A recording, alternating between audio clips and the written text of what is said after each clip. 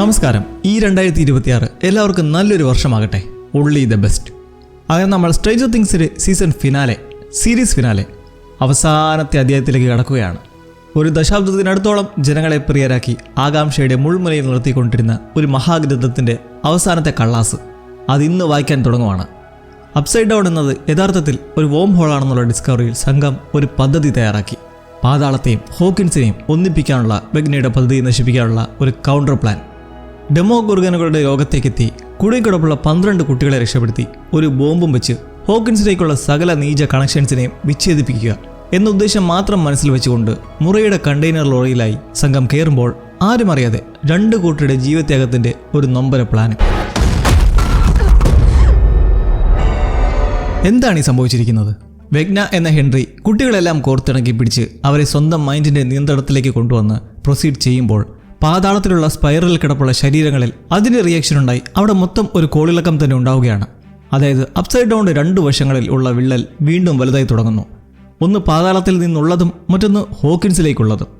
ഇരു ലോകങ്ങളുടെയും ബാരിയർ അവിടെ കൂടുതൽ വീക്കാകാൻ തുടങ്ങുമ്പോൾ മിലിറ്ററി ഒട്ടും വൈകാതെ തന്നെ ബറ്റാലിയനുമായി പോർട്ടൽ വഴി വോം ഹോളിലേക്ക് കടക്കുകയാണ്, നമ്മുടെ സംഘത്തിന്റെ ഉദ്ദേശം അറിയാനും പിടികൂടാനും. എന്നാലും വളരെ നിസ്സാരമായി ഇത്രയും സുരക്ഷാ ക്രമീകരണങ്ങളുള്ള ബേസിലൂടെ കയറിപ്പോയത് ഒരത്ഭുതമാണ്. ഗേറ്റുകളെല്ലാം തന്നെ തുറന്നു വന്നതിൽ സെക്യൂരിറ്റീസിനോട് ചാടി കയറുന്നെങ്കിലും ആ മാൽഫങ്ഷൻ വേറെ ആരോ മറിഞ്ഞിരുന്ന് ചെയ്ത ഒരു ഹാക്കിംഗ് ആണെന്ന് ഡോക്ടർ കെയ്ക്ക് ക്ലൂ ലഭിക്കുകയാണ്. ഹോപ്പറിന്റെ സംഘം സ്പ്ലിറ്റ് ആവാനുള്ള പ്ലാനാണ്. എലവനും കാലിയും ഹോപ്പറും മുറയും ഹോക്കിൻസ് ലാബിലേക്ക് വെച്ച് പിടിക്കുമ്പോൾ മറ്റുള്ളവർ അവരാ വോം ഹോളിലെ റേഡിയോ സ്റ്റേഷനിലേക്ക്. ഇതെല്ലാം ലെഫ്റ്റനന്റും സംഘവും കാണുന്നുണ്ടെങ്കിലും കെയെ അറിയിക്കാതെ പ്രവർത്തിക്കാനുള്ള പരിപാടിയാണ്. കാരണം അവരുടെ ആ സ്വാർത്ഥമായിട്ടുള്ള താക്കീതിനു ശേഷം അത്ര നല്ല ടേംസിലല്ല.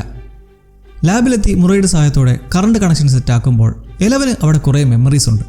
പാപ്പ എന്ന് വിളിക്കുന്ന ഡോക്ടർ മാർട്ടിൻ ബെർണറോടൊത്തുള്ള കുറേ നിമിഷങ്ങൾ. അയാൾ സകല പരീക്ഷണങ്ങൾക്കും എലവനെ വിധേയാക്കിയത് ഇവിടെയാണ് എന്നതിലുപരി ജീവിതം കുറേ ജീവിച്ചതേ ഈ ലാബിലായിരുന്നില്ലേ. അങ്ങനെ ഡെപ്രവേഷൻ സംവിധാനം റെഡിയാക്കി അതിലേക്ക് കയറാൻ തയ്യാറാവുമ്പോൾ പുറത്തുനിന്ന് ഹോപ്പർ 2 തവണ മുട്ടും ആ ടാങ്കിലേക്ക്. അതിനർത്ഥം ആ പാതാളം അപ്സൈഡ് ഡൗണുമായി സംയോജിക്കപ്പെടുകയാണ്. 3 തവണ വേഗത്തിൽ മുട്ടുമ്പോഴോ ആ വിള്ളൽ റേഡിയോ ടവറിനടുത്തായി എത്തി എന്നർത്ഥം. അപ്പോൾ പെട്ടെന്ന് തന്നെ വെഗ്നയുടെ മൈൻഡിൽ കയറി അത് സ്റ്റോപ്പ് ചെയ്യിച്ചോണം. പക്ഷേ ഇതെല്ലാം വിചാരിച്ച പോലെ നടന്നാൽ മാത്രമാണേ, ഇല്ലെങ്കിൽ എല്ലാം ഗുദാഹവ. എലവൻ പറയുന്നുണ്ട് അഥവാ എന്തെങ്കിലും പ്രശ്നമുണ്ടായാലും തന്നെ ടാങ്കിൽ നിന്ന് പുറത്തെടുക്കാൻ ശ്രമിക്കരുതെന്ന്. കാരണം വെഗ്നയുടെ അന്ത്യം കണ്ടിട്ടേ ഇനി തിരിച്ചുള്ളൂ എന്ന മട്ടാണ്, തനിക്ക് എന്ത് സംഭവിച്ചാലും. ഹോപ്പർ ഓർമ്മിപ്പിക്കുന്ന ഒരു കാര്യം കൂടിയുണ്ട്. ഡോക്ടർ കെയും അവിടെ പരീക്ഷണങ്ങളുമെല്ലാം പിന്നത്തെ കാര്യമാണ്. ഇപ്പോൾ കുട്ടികളെ രസിച്ച് വോം ഹോൾ തകർക്കുന്നത് മാത്രം നോക്കുക എന്ന്. അപ്പോൾ പുള്ളിക്കും ഇതിനിടയ്ക്ക് കാലിയുമായിട്ട് എന്തോ പ്ലാൻ ഉണ്ടെന്നുള്ള സ്മെൽ ലഭിച്ചിട്ടുണ്ട്. കാലിക്ക് ടാങ്കിൽ കയറേണ്ട കാര്യമില്ല, അവൾക്ക് കൺമൂടി കിട്ടി മൈൻഡ് വെച്ചിട്ട് എലവനോടൊപ്പം പോവാം. അങ്ങനെ ആ ഒരു സ്ഥിതിയിലേക്ക് എത്തുമ്പോൾ മാക്സും കൂടി വേണ്ടേ, അവളല്ലേ വഴികാട്ടി. അവൾ വിക്കിയുമൊത്തി നേരം റേഡിയോ സ്റ്റേഷനിലാണ്. റോബിനും ടീമും അപ്സൈഡ് ഡൗണിലെ റേഡിയോ സ്റ്റേഷനിലേക്ക് എത്തുമ്പോൾ അതിവിടെയും അറിയാൻ പറ്റുന്നുണ്ട്. ലൈറ്റൊക്കെ മിന്നിക്കത്തി. റോബിനും വില്ലും ഡസ്റ്റിനും അങ്ങനെ എല്ലാവരും വളരെ ശ്രദ്ധിച്ച് ടവറിലേക്ക് വലിഞ്ഞു കയറി ഒത്ത ടോപ്പിലെത്തി ആന്റണിക്കടുത്തായി ഒരു മാറ്റവും നോക്കി കാത്തു നിൽക്കുമ്പോൾ റിയൽ വേൾഡിൽ വിക്കി കഴിക്കാൻ ആഹാരം എടുത്തിട്ട് വരുമ്പോൾ കാണാം മാക്സ് ഒരു പ്രത്യേക ട്രാൻസ് അവസ്ഥയിലായി വീൽ ചെയറിൽ അങ്ങനെ അനങ്ങാതിരിക്കുവാണ്. സംഭവം എന്താ, അവളെയും സൈക്കിക് എബിലിറ്റി വെച്ച് എലവനും കാലിയും ആ അവസ്ഥയിലേക്ക് വരുത്തിയിരിക്കുകയാണ്. മാക്സിന് പെട്ടെന്ന് എന്താ പോലെ തോന്നി അവരുടെ കോൺഷ്യസ്നസ് മെല്ലെ എഴുന്നേറ്റ് വെള്ളം കിടക്കുന്നിടത്തേക്ക് നടന്ന് ഫോളോ ചെയ്ത് എത്തിയതാണ്. എലവന്റെ അറിവ് വെച്ച് അവിടെ വെഗ്നയുടെ ഒരു രൂപത്തെ അവൾ സൃഷ്ടിച്ചിട്ടുണ്ട്. അതിൻ്റെ കയ്യിലേക്ക് പിടിക്കുന്നതും മാക്സ് കണ്ടറിഞ്ഞ മെമ്മറിയിലേക്ക് ഇവരെ ചാടിച്ചുകൊണ്ട് പോകുന്നു. ഹെൻറിയുടെ ഒരു സ്കൂൾ മെമ്മറി. ഇവിടേക്ക് അവർ എത്തിപ്പെടുന്നതും ഒരു പ്രശ്നമുണ്ട്. ഒന്നല്ല 2 പ്രശ്നം. ഒന്ന്, ഡോക്ടർ കെയും സംഘവും ബേസിന് പരിസരത്തുള്ള ചർച്ചിലെത്തി അവിടെ നിന്ന് ഗേറ്റ് ഹാക്ക് ചെയ്ത ക്ലാർക്കിനെയും എറേക്കയും കണ്ടെത്തി റേഡിയോ സ്റ്റേഷനിൽ എത്തിയാണെന്ന് മനസ്സിലാക്കി സംഘം അങ്ങോട്ടേക്ക് ഒരു പടയുമായി ചെല്ലുന്നുണ്ട്. വിക്കി മാക്സിനൊപ്പം അവിടെ പതുങ്ങിയിരിക്കെ അപ്സൈഡ് ഡൗണിൽ ടവറിലേക്ക് സംഘമെല്ലാം കയറുന്നതിനിടയ്ക്ക് വില്ലിന്റെ സെക്ഷുവാലിറ്റിയുടെ കാര്യത്തിലും തന്നോടൊരു താല്പര്യം ഉണ്ടായിരുന്നതായും മനസ്സിലാക്കി മൈക്ക് സംസാരിച്ച് അവർ കൂടുതൽ നല്ല സുഹൃത്തുക്കളായി മാറി. അങ്ങനെ നിൽക്കുമ്പോഴാണ് ആ പ്രതിഭാസം അവിടെ പ്രതിഫലിക്കാൻ തുടങ്ങുന്നത്. പാതാളം എന്ന പ്ലാനറ്റ്, ആ ലോകം അപ്സൈഡ് ഡൗണിലേക്ക് ലയിക്കാൻ ആരംഭിക്കുകയാണ്. ഇടുത്തി പോലെ മെല്ലെ താഴേക്ക് വരുന്നത് കണ്ട് മുറൈ ഹോപ്പറെ അപ്ഡേറ്റ് ചെയ്യുമ്പോഴി ടാങ്കിൽ 2 അടി. ഹൈസ്കൂൾ മെമ്മറിയിൽ നിൽക്കുന്ന എലവൻ ഇത് കേൾക്കുന്നതും സമയമധികം ഇല്ലെന്നും എത്രയും വേഗം ഹെൻറിയുടെ മൈൻഡിലേക്ക് എത്തണമെന്ന് നിൽക്കെ മാക്സ് അവിടെ അനുഭവം വെച്ച് ഒരു ട്രേസ് കണ്ടെത്തി അവിടെ ജോയ്സും കാലിനുമൊക്കെ അടിച്ചു പൊളിച്ച് നടക്കുന്നതിനിടയിൽ കൂടെ ഓഡിറ്റോറിയത്തിലായി നടക്കുന്ന ഒരു പെർഫോമൻസ് സ്റ്റേജിലേക്ക് ചെല്ലുന്നു. അങ്ങനെ സ്റ്റീവിന്റെ പ്ലാൻ ഇവിടം വരെ കറക്റ്റായി എത്തി. ഐ റിപ്പീറ്റ്, ഇവിടെ വരെ. ഒരു കൈവിട്ട കളിയിലേക്ക് എത്തുന്ന മൊമെന്റ്. വിള്ളലുണ്ടായി അത് വ്യാപിച്ചു വരുമ്പോൾ പക്ഷെ ആ പിളർപ്പ് ടവറിന്റെ ആന്റണിക്ക് അടുത്തേക്കല്ല, കുറച്ച് മാറിയാണ്. ഈ അവസ്ഥയിൽ താഴേക്കെത്തിയാൽ ആ ടവർ ഇടിച്ചു നിരത്തി ചപ്പിളി ആകത്തേ ഉള്ളൂ. എത്ര പെട്ടെന്ന് പറ്റുമോ അത്രയും പെട്ടെന്ന് നിലവിനെ കൊണ്ട് ആ മെർജിങ് നിർത്തിയില്ലെങ്കിൽ അവരെല്ലാം ഇപ്പോൾ മരിക്കുമെന്ന് ഹോപ്പറെ അറിയിക്കുന്നതും ടാങ്കിലേക്ക് 3 തവണ ഫാസ്റ്റായി മുട്ടുന്നു. എലവനും മാക്സിനും വെപ്രാളം വന്ന് നിൽക്കെ വീണ്ടും മുട്ടുന്നു. ഈ നിമിഷം ആ പെർഫോമൻസിന്റെ കട്ടൻ വീഴുന്നതും മാക്സ് ആ ട്രേസിലൂടെ നേരെ ഹെൻറി കുട്ടികളുമായിരിക്കുന്ന തീരുമേശയിലേക്ക് എത്തുകയാണ്. തെല്ലും സമയം പാഴാക്കാതെ ഉടൻ തന്നെ ഹെൻറി ചുഴറ്റിയെറിയുന്ന എലവൻ പാതാളം ടവറിനെ ഇടിച്ചു കുലുക്കി വരുന്നതിനിടയ്ക്ക് സ്റ്റീവ് തെറിച്ച് വീണ് പിടിവിട്ട് പോവുകയാണ്. എന്നാൽ ജൊനാഥന്റെ കൈ അവിടെ വെറുതെ ഇരിക്കാൻ തയ്യാറല്ല. അരവിന്ദനെ പിടിച്ചു പൊക്കി എല്ലാവരും ഒന്ന് പിടിച്ചു വെച്ചിരുന്ന ശ്വാസം നേരെ വിടുമ്പോൾ തൊട്ടടുത്ത് തന്നെ ഒരു വഴി പാതാളത്തിലേക്ക്. അങ്ങനെ എലവൻ ആദ്യ പണി കൃത്യമായി ചെയ്യുമെന്ന് മനസ്സിലാക്കി ഓരോരുത്തരായി കയറുവാണ്. നാൻസി, ഡസ്റ്റിൻ, ഗില്ലി സൂട്ടൊക്കെ ഉണ്ട്, കൊള്ളാലോ. അവരാ വരണ്ട പ്രദേശത്ത് ബഹിരാകാശ സഞ്ചാരികളെ പോലെ നടക്കുന്നതിനിടയ്ക്ക് സ്റ്റീവ് അവനെ രക്ഷിച്ചതിന്റെ നന്ദിയും കടപ്പാടും ജൊനാഥനോട് പറയാനും മടിക്കുന്നില്ല. ഇരുവരുടെയും ഒരു ചേർച്ചയില്ലായ്മ നാൻസിയുടെ കാര്യം വെച്ചാണ്. ഇപ്പോൾ ജൊനാഥൻ ബ്രേക്കപ്പ് ആയതോടെ ആണുങ്ങൾ തമ്മിൽ കുറച്ചടുത്ത് വരുന്നുണ്ട്. നടന്നവർ ആ ടാർഗറ്റ് സ്പോട്ടിലേക്ക് എത്തുവാണ് സുഹൃത്തുക്കളെ. കുട്ടികൾ കുടുങ്ങിക്കിടപ്പുള്ള സ്പൈറലുള്ള മൈൻഡ് ഫ്ലെയർ ഗുഹ ദൂരത്തായി കണ്ട് അത്ഭുതപ്പെട്ട് നീങ്ങുമ്പോൾ അശ്വിൻ ബ്രോ, കൺവിൻസിംഗ് സ്റ്റാർ അല്ല നമ്മുടെ മാക്സ്. അവൾ ഹോളി രക്ഷിക്കാൻ വീണ്ടും എത്തിയിരിക്കുകയാണ്. ഇനി ഒരിക്കലും നിന്നെ ഒറ്റയ്ക്കാക്കില്ലെന്ന് പറഞ്ഞങ്ങനെ കുട്ടികളെ ആ നിമിഷത്തിൽ സേഫ് ആക്കാനായിട്ട് കാലിയുടെ ഒരു ഇല്യൂഷൻ വിദ്യ.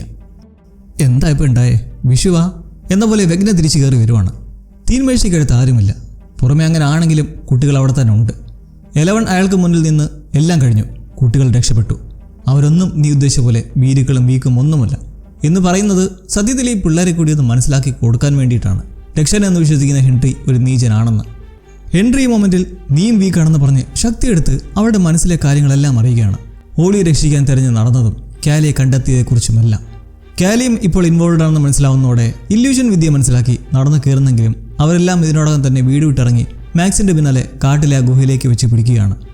ഹെൻറിയെ തകർക്കാനായിട്ട് എലവൻ സർവ്വശക്തിയും എടുത്ത് അയാളെ ടേബിളിലേക്ക് ബലം പ്രയോഗിച്ച് കിടത്തുന്നതിന് പിന്നാലെ കാലി ഒരു കടാരയുമായി ചാടി വീണ് കുത്താനായിരുന്നതും പുഫ്,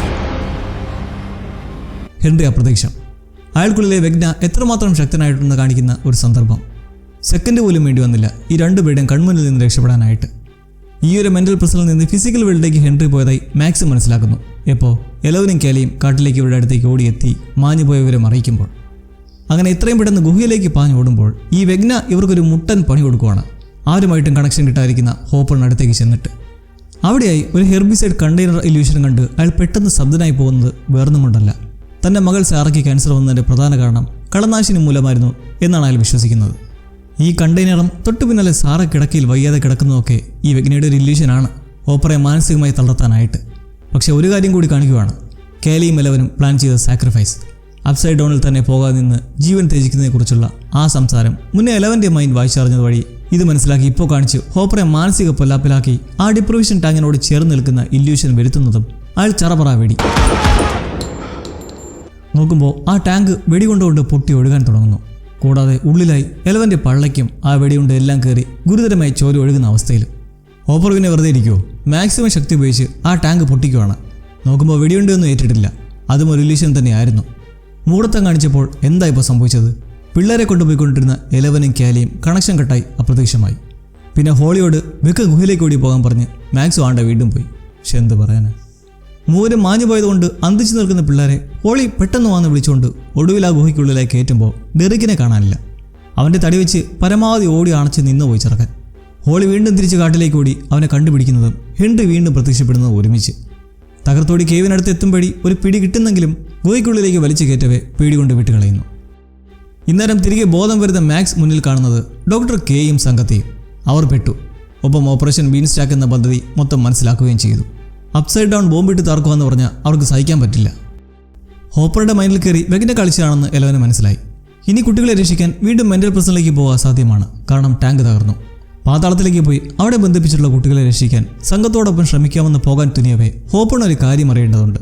സാക്രിഫൈസ് പ്ലാൻ വെഗ്ന കാട്ടിയപ്പോൾ ഒരു കാര്യം പറഞ്ഞു, താനൊരു നീചനോ കൊള്ളാത്തവനോ ആയേക്കാം, പക്ഷേ കള്ളനല്ല എന്ന്. അപ്പോൾ ആ കണ്ടത് സത്യമാണെന്ന് അയാൾക്ക് അറിയണം. എലവൻ ഒഴിഞ്ഞു മാറുന്നത് കണ്ട് ഹോപ്പർ ഒരു തീരുമാനം പറയുന്നത് എല്ലാവരും സേഫായി പുറത്തു കടന്ന് ഉറപ്പ് വന്നാൽ മാത്രമേ താൻ ആ എക്സോട്ടിക് മാറ്ററിൽ ബോംബ് വയ്ക്കൂ എന്നും. എലവൻ പിന്നെ എതിർക്കാൻ നിൽക്കാതെ ഹെൻറിയെ കൊല്ലാനും ലോകത്തിന് ഒരു ഹെൻറി ഉണ്ടാവാതിരിക്കാൻ താനും തീർന്നേ പറ്റുള്ളൂ എന്ന് പറയുന്നത് കേട്ട് അതപ്പോൾ സത്യമായിരുന്നു എന്ന് ഞെട്ടലോടെ മനസ്സിലാക്കുന്ന ഹോപ്പർ കണ്ണു നിറഞ്ഞു പറയുന്ന കുറച്ച് കാര്യങ്ങളുണ്ട്. എലവൻ അവളുടെ അമ്മയും നല്ലൊരു കുട്ടിക്കാലവും ഈ പാപികൾ പരീക്ഷണങ്ങൾക്ക് വേണ്ടി കവർന്നെടുത്തു. ദൂഷണവും ടോർച്ചറുമായിരുന്നു കുഞ്ഞു പ്രായത്തിൽ തന്നെ അനുഭവിക്കേണ്ടി വന്നത്. എന്നാൽ അതിനെല്ലാം തരണം ചെയ്തു. തളരാതെ പിടിച്ചു നിൽക്കാനുള്ള ശക്തി ആ ഇളം മനസ്സിലുണ്ടായതുകൊണ്ടാണ് ഇപ്പോൾ ഇത്രയും അനുഭവിച്ച് ശക്തിയായി ഇവിടെ വരെ എത്തി നിൽക്കുന്നത്. ആ ഒരു 11 ഒരിക്കലും ഒരു സാക്രിഫൈസ് പ്ലാനിലൂടെ അല്ല വിജയം കാണേണ്ടതെന്ന് മനസ്സ് പഠിച്ച് പറയുന്നിടത്ത് 11 സ്റ്റക്കായി പോവുകയാണ്, ഒപ്പം കാലിയും. എന്നാൽ പ്രശ്നം കൂടുന്നതല്ലാതെ കുറയാൻ ഒരു വകുപ്പുമില്ല.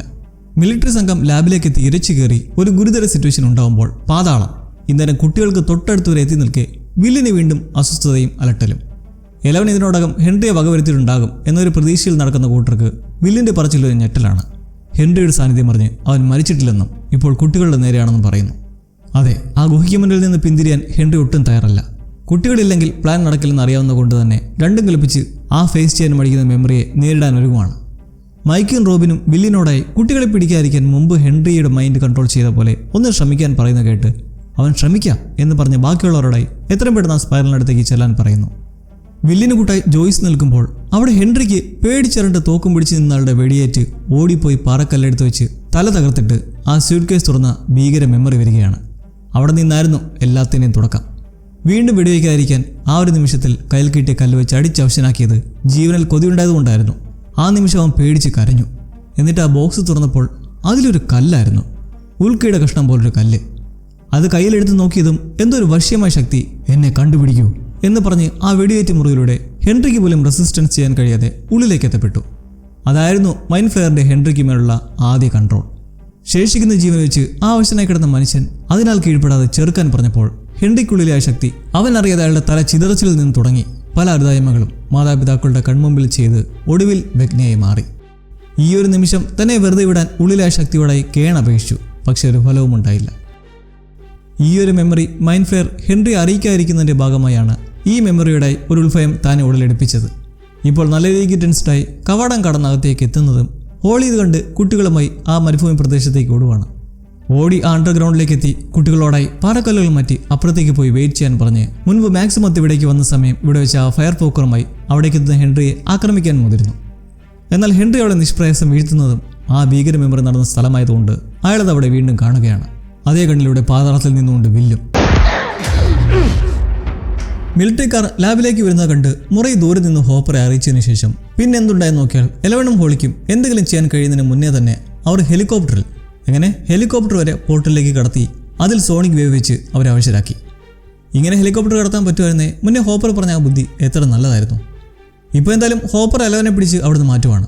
കാലി അവിടെ തന്നെ ആവശ്യമായി കിടക്കുന്ന കണ്ട് മിലിറ്ററി വളയുമ്പോഴേക്കും ഹോപ്പർ അവളെ രക്ഷിക്കാൻ വെടിവെച്ച് ഒരാക്രമണം നടത്തുന്നെങ്കിലും ലെഫ്റ്റനന്റിന്റെ കയ്യിൽ പെട്ടുപോകുന്നു. 11 അവിടെ നിന്ന് പറഞ്ഞില്ലെങ്കിൽ കാലിയെ കൊല്ലുമെന്ന് പറഞ്ഞ് തോക്കും ചൂട് നിൽക്കുന്ന ഒരു ക്രിട്ടിക്കൽ സിറ്റുവേഷൻ.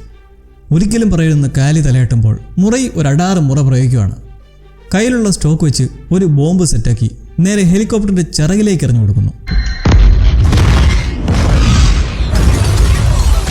രണ്ടും കൂട്ടുമുട്ടി ഒരു വൻ സ്ഫോടനത്തോടെ സോണി ക്യാൻറ്റീൻ ഉൾപ്പെടെ ചെതറി വീഴുന്നതും ഇതേസമയം കാലിക്ക് നേരെ കാഞ്ചി വലിക്കുന്ന പട്ടാളക്കാരനും എല്ലാവരും ആ ആഘാതത്തിൽ തെറിച്ചു വീഴുന്നു. വെടി പൊട്ടിയിട്ടാണ് തെറിച്ചു വീഴുന്നത്. അൺഫോർച്ചുനേറ്റ്ലി അത് കാലിയുടെ വയറ്റിലും. സോണിക് പോയതോടെ 11 പവർ ഉപയോഗിച്ച് മിലിറ്ററീസിനെ എല്ലാം വകവരുത്തുകയാണ്.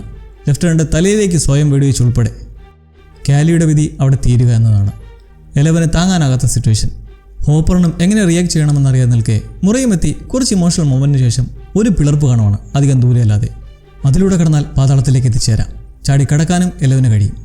അങ്ങനെ ഹോപ്പറിനോട് തന്നെ ഇത്ര നാൾ നോക്കിയതിനും സ്നേഹിച്ചതിനും വളർത്തിയതിനും എല്ലാം നന്ദി പറഞ്ഞുകൊണ്ട് അവൾ പോകുമ്പോൾ മറ്റൊരിടത്ത് ഇന്നേരം സഹായിക്കാനായി എത്തിയ ഹെൻറി ദൗർഭാഗ്യവശാൽ ഒരു ഈവിളായതിൻ്റെ നിസ്സഹായത വില്ല് മനസ്സിലാക്കി അയാളെ പറഞ്ഞ് പിന്തിരിപ്പിക്കാൻ ശ്രമിക്കുവാണ്.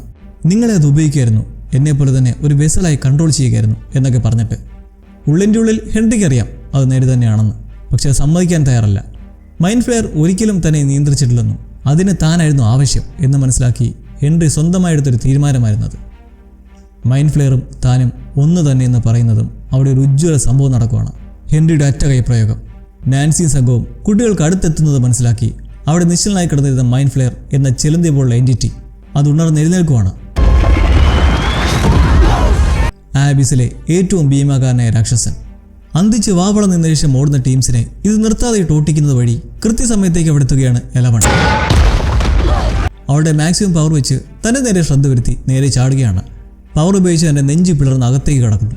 അവിടെയാണ് കുട്ടികളും വെഗ്നയെ അടർത്തിയിട്ട് പിന്നെ അവിടെ ഒരു വൻ പോരാട്ടമാണ് ഇരുവരും തമ്മിൽ. ഡയറക്റ്റ് ആക്രമണം നടത്തുന്ന വെഗ്നയും പതിയിരുന്ന് ഡിഫെൻസ് ചെയ്ത് അറ്റാക്ക് ചെയ്യുന്നത് 11. ഉള്ളിലേക്ക് കയറിപ്പോയതുകൊണ്ട് മൈക്കും സംഘവും എങ്ങനെയും എലവൻ ആപത്തൊന്നും വരാതിരിക്കാൻ ചെയ്യുന്നൊരു വഴി ഒരു പാറയിടുക്കിലേക്ക് മൈൻഡ് ഫ്ലെയറിനെ എത്തിച്ച് അതിൻ്റെ തലയിലേക്ക് ആക്രമണം നടത്തുക. കാരണം ഈ എൻറ്റിറ്റിക്ക് വേദനിച്ചാൽ അതുപോലെ വെഗ്നയ്ക്കും വേദനിക്കും. പെട്ടെന്ന് തന്നെ ഒരു ഗ്യാപ്പുള്ള സ്ഥലം കണ്ടെത്തി എല്ലാവരും അങ്ങോട്ടേക്ക് ഓടിപ്പോകവേ നാൻസി വെടിവെച്ചുകൊണ്ട് മൈൻഡ് ഫ്ലെയറിനെ തൻ്റെ പിറകെ കൊണ്ടുവന്ന് ആ ഗ്യാപ്പിലേക്ക് ഇടിച്ചു കയറ്റുന്നു. കൃത്യ മൊമെന്റിൽ ജൊനാഥൻ ഫ്ലെയിം ത്രോവർ വെച്ച് ആഞ്ഞൊരു പിടി. പിന്നാലെ റോബിൻ്റെ പെട്രോൾ ബോംബും, അതും അണ്ണാക്കിൽ. അതിൻ്റെ തലഭാഗം മൊത്തം കത്താൻ തുടങ്ങുമ്പോൾ അസറ്റോൺ നിറച്ച വാട്ടർ ബലൂൺ നിറഞ്ഞ ലൂക്കസും പിറകെ നാൻസി കൊടുത്ത ഫ്ലെയർ ഗൺ വെച്ചടിച്ച് കത്തിക്കുന്ന മൈക്കും. മറ്റു രണ്ടുപേരെന്തിയെ? സ്റ്റീവും ഡസ്റ്റിനും അതേടെ താഴെ പോയി നിൽക്കണം. ആ കുന്തം കൊണ്ട് നല്ല പ്രയോജനം ഉണ്ടായി. അറഞ്ചം പുറഞ്ഞം കുത്തി കുത്തി മൈൻഡ് ഫ്ലെയറിൻ്റെ പള്ളയ്ക്ക് തുളയിട്ടുകൊണ്ടിരിക്കുമ്പോൾ ഈ പൊള്ളലും വേദനയും എല്ലാം വെഗ്നയിലും പ്രതിഫലിച്ച് ആവശ്യനാവുന്ന തക്കത്തിന് എലവൻ ഉള്ളിലെ കൂർത്ത പല്ലുകളിൽ ഒന്നിലായി നെഞ്ചു ചേർത്ത് തറപ്പിക്കാൻ ശ്രമിക്കുകയാണ്. പുറത്തു നിൽക്കുന്നവർ അറ്റാക്ക് തുടർന്നുകൊണ്ടിരിക്കും വഴി വീണ്ടും വീക്കാവുന്നതോടെ കുത്തി ഇറക്കുന്നു. വെഗ്ന മാക്സിമം പവർ എടുത്ത് എലവനെ പിടിക്കാൻ ശ്രമിക്കുന്നതും അതാ വീണ്ടും വില്ലൻ. വെഗ്നയുടെ മൈൻഡിനെ കൺട്രോൾ ചെയ്തിരിക്കുകയാണ്.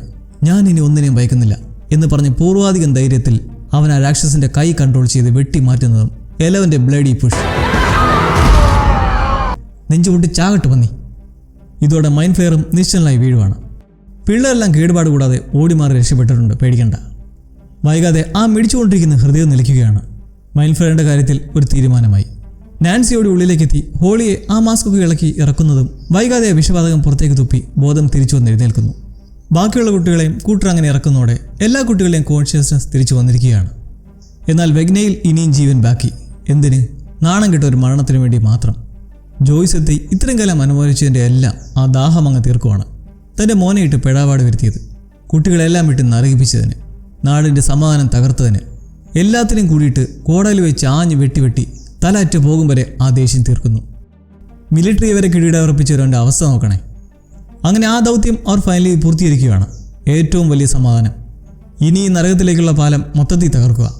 എല്ലാവരും ടവർ വഴി കുട്ടികളുമായി തിരികെ അപ്സൈഡ് ഡൗണിലേക്ക് ഇറങ്ങി ലോറിയിലേക്ക് കയറ്റുന്നതോടൊപ്പം ഹോപ്പറിനോടും മൊറയോടുമായി ബോംബ് സെറ്റ് ചെയ്യാൻ പറയുകയാണ്. എലവൻ ഉൾപ്പെടെ ആർക്കും വലിയ കുഴപ്പമൊന്നും പറ്റിയിട്ടില്ല എന്ന ആശ്വാസം ഹോപ്പറിന്.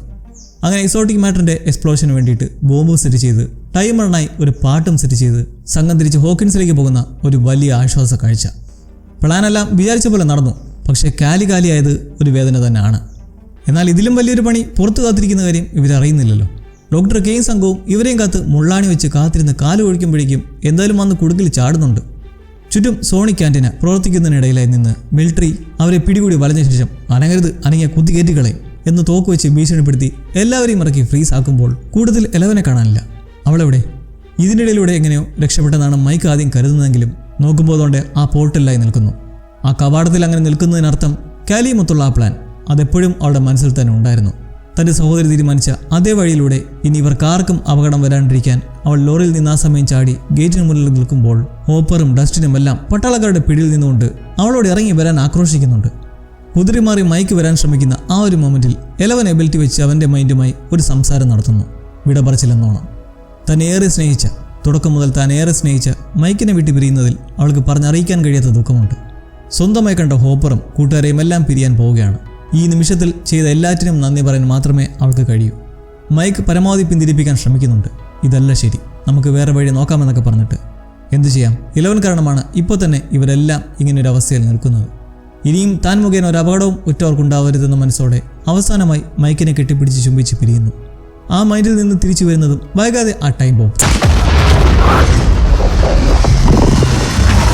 പാട്ടിൽ നിന്ന് സ്പാർക്കായി പിന്നൊരു വൻ സ്ഫോടനമാണ്. എക്സോട്ടിക് മാറ്റർ എന്ന എനർജി സോഴ്സ് ചിന്നിച്ചിതർന്നോടെ അപ്സൈഡ് ഡൗൺ എന്ന് പേരിട്ട ബോംബ് ഹോളിന്റെ 4 പാട് നിന്നും എല്ലാം വലിഞ്ഞു ചുരുട്ടി നാമാവശേഷമാകുന്നൊരു കാഴ്ച. എലവൻ അങ്ങനെ എല്ലാവരെയും അവസാനമായി നോക്കി നിൽക്കെ അവളെ രക്ഷിക്കാനായി എല്ലാവരും ബലം പിടിക്കുന്ന ആ ഒരു സമയം ഒരു ഉഗ്രൻ പ്രഭാവത്തോടെ പുറമേ നിന്നും വായു വലിച്ചെടുത്ത് പെട്ടെന്നൊരു വിരാമം. ചുറ്റും നിശബ്ദത. ആ പോർട്ടൽ അതില്ലാതായിരിക്കുന്നു. അപ്സൈഡ് ഡൗൺ എന്ന് നമ്മൾ കണ്ട ലോകം ഇനിയില്ല. എലവനും ആ ഒരു ഇമോഷണൽ മൊമെന്റിൽ നിസ്സഹായരായി നിന്ന് കണ്ണീർ ഒലിപ്പിക്കുകയല്ലാതെ എന്തു ചെയ്യാൻ കഴിയും? അതും കടന്നു പോകും. 3 കൊല്ലം കഴിഞ്ഞുള്ള ഹോക്കിൻസിലേക്കാണ് നമ്മൾ പിന്നീട് പോകുന്നത്. മിലിറ്ററി നിയന്ത്രണങ്ങളോ വിലക്കുകളോ ഒന്നുമില്ലാത്ത ശാന്തമായ ഹോക്കിൻസ് നഗരം. പക്ഷേ മിലിറ്ററിയുടെയും ഡോക്ടർ കെയുടെയും ഒക്കെ പിന്നീടുള്ള നടപടി എന്തായെന്ന് നമ്മൾ കണ്ടിട്ടില്ല.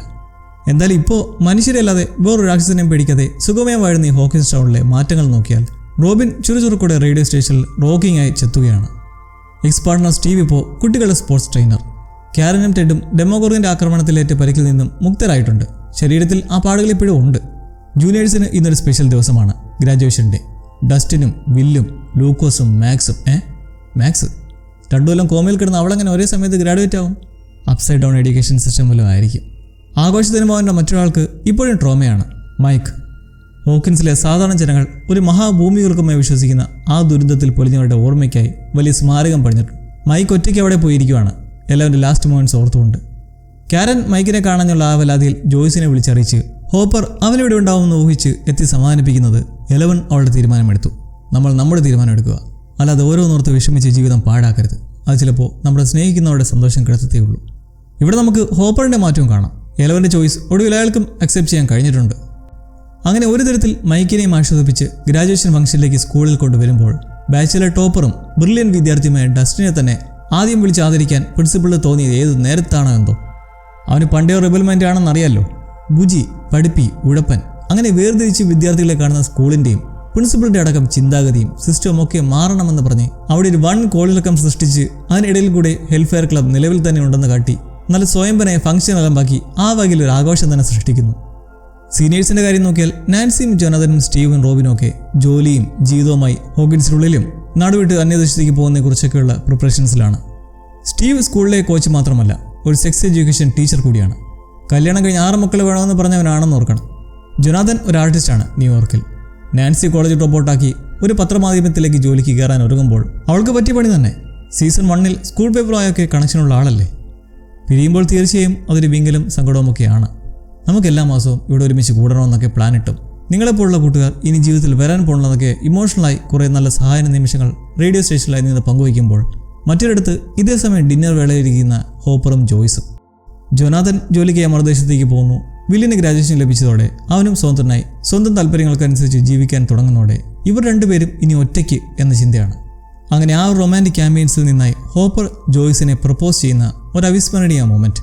അങ്ങനെ ഫൈനലി ഒരു പ്രോപ്പർ ഡേറ്റിംഗ് ഇവരിൽ നടന്നിരിക്കുകയാണ്. ഇരുവരും അവിടെ ഒരു പുതിയ തുടക്കത്തിലേക്ക് കടക്കുമ്പോൾ ഇടയ്ക്ക് വെച്ച് ഭാവി ജീവിതത്തെക്കുറിച്ചുള്ള സംസാരത്തിൽ കുറേ സ്വപ്നങ്ങൾ മെനയുമ്പോൾ അക്കൗണ്ടിൽ കിടക്കുന്ന പണം നോക്കി മതി സ്വപ്നം കാണാമെന്ന് ജോയ്സ് പറയുന്നുണ്ട്. ഇതിന് ഹോപ്പറിൻ്റെ മറുപടി ആകട്ടെ, മോണ്ടാക്കിലേക്ക് ഒരു ചീഫ് പോലീസിൻ്റെ ഒഴിവുള്ളതായി താൻ കണ്ടുവന്നു. ഈ മോണ്ടാക് പ്രോജക്റ്റ് എന്നത് ഒരു കോൺസ്പിറസി തിയറിയാണ്.